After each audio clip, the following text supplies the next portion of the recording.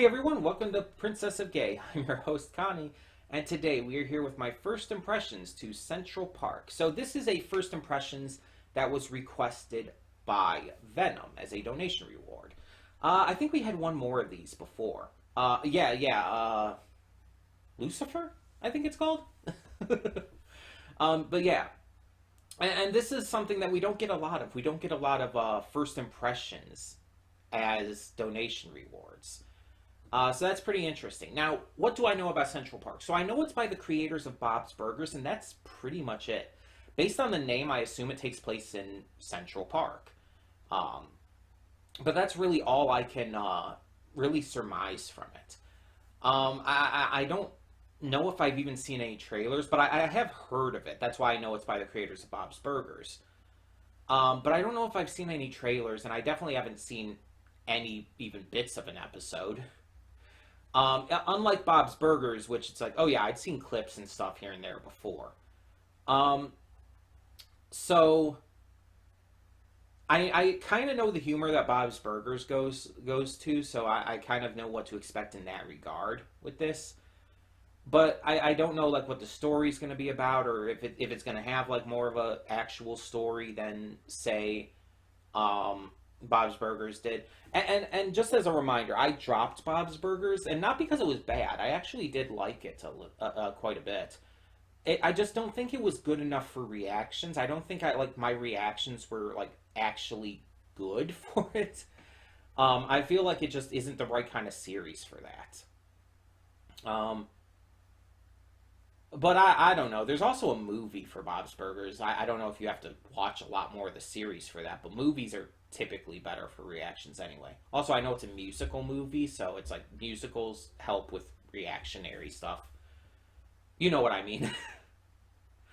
But yeah, at least the series for Bob's Burgers, it really wasn't it just wasn't like great for reactions for me at least.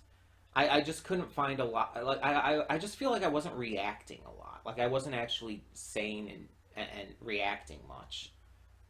You know what I mean?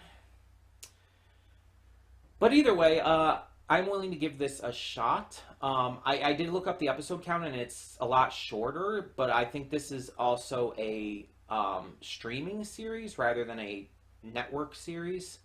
Um, I think. So that would explain that. Though, to be fair, there's some network series that are getting shorter runs nowadays, too. Um, but yeah, it's like, I don't know exactly what to expect with this. I obviously expected to have the same art style and sense of humor as Bob's Burgers does. Though, I mean, I don't know. I don't know. We'll see. I also don't know if there's going to be any crossover with Bob's Burgers. Like, they are the same creator, and it's like obviously shows like Phineas and Ferb and Milo Murphy's Law take place in the same universe. I don't think regular show and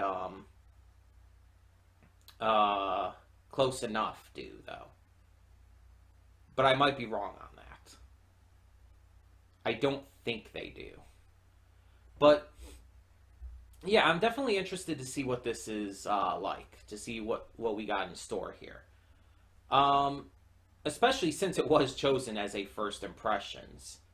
Again, that's pretty rare that that happens. But thank you for the donation anyway, Venom. And let's hope that I end up really enjoying this. Okay, so we are going to get into it and hope for the best. When the screen fades to black, pause this redirect and go to the description below. Follow the link to the reaction, and after you watch it, come back here to the redirect and resume play. Because after it fades to black and then fades back in, everything from that point forward will be my afterthoughts and will contain spoilers to the episode. So, that being said, thank you so much for tuning in, and I will see you at the reaction. And we are back, and we'll begin with spoilers in 3, 2, 1, now. So I'm looking it up here, because I wanted to see who the voices were, because I recognize, like, almost all these names. Kristen Bell is Molly, the daughter who draws the comic books and all. Titus Burgess is Cole, the son who, kidnapped the dog. Apparently, David Diggs, he was one of the ones I was really wondering about, because he's from Hamilton and whatnot. Also that Snowpiercer show I haven't seen yet. He was Helen, Bitsy's assistant. Uh, who, by the way, I thought was a guy at first.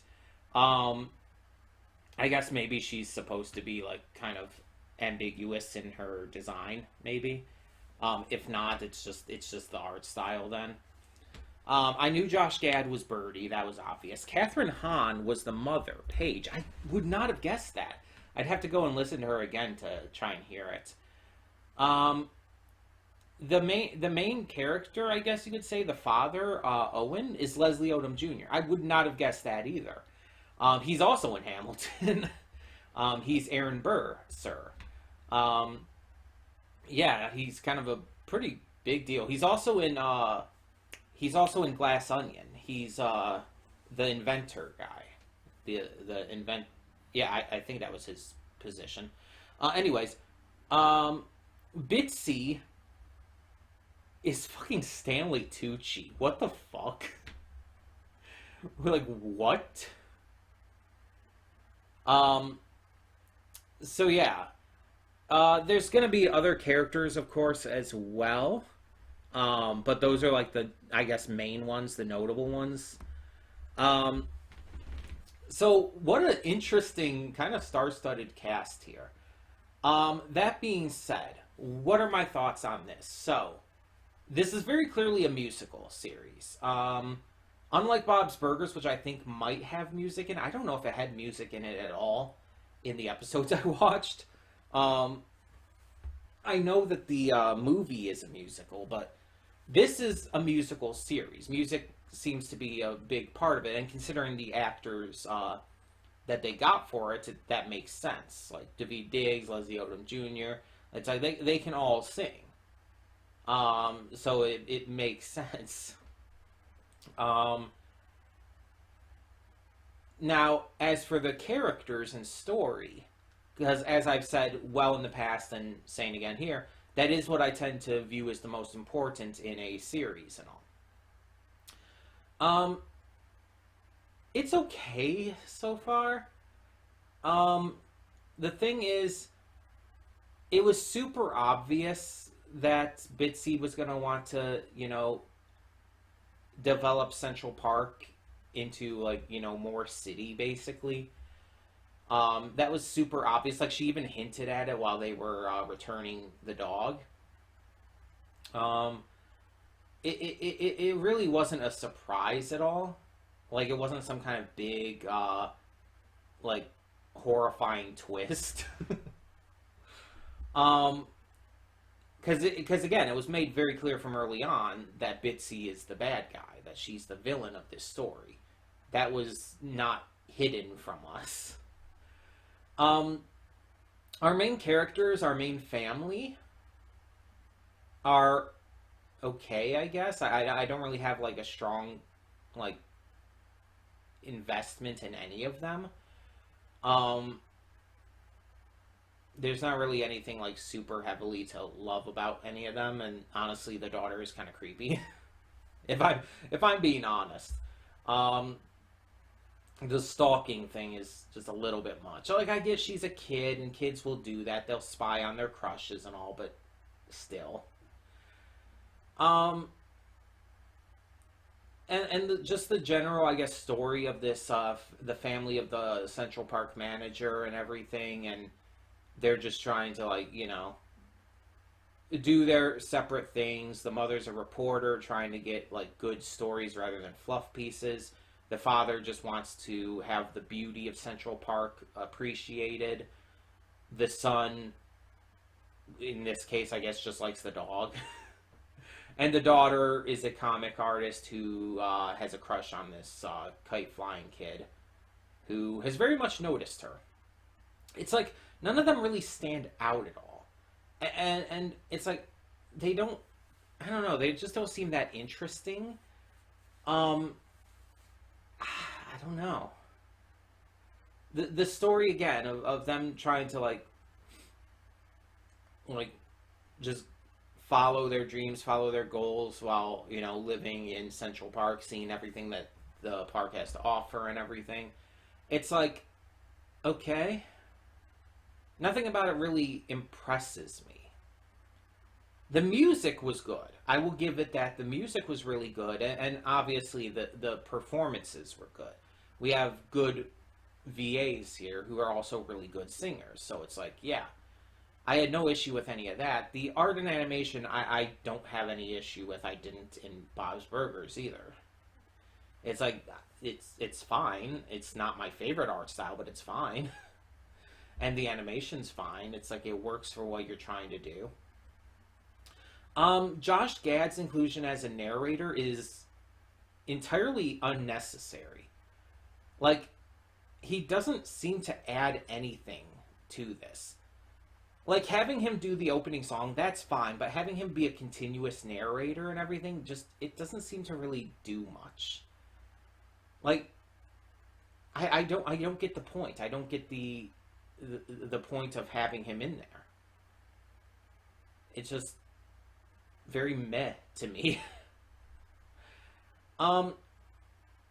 Honestly, just overall, I kind of feel like this was pretty meh. It wasn't bad. It had some definite positives to it, but I don't think it's something I want to react to, like, going forward. Even if it is, like, a short amount of episodes, like, all things considered, I don't think, I don't really find myself interested. I don't find myself invested. Nothing about the characters or the story or anything really hooked me in. The only thing that even kind of hooks me in a little bit is just the voice cast, but that's not really enough.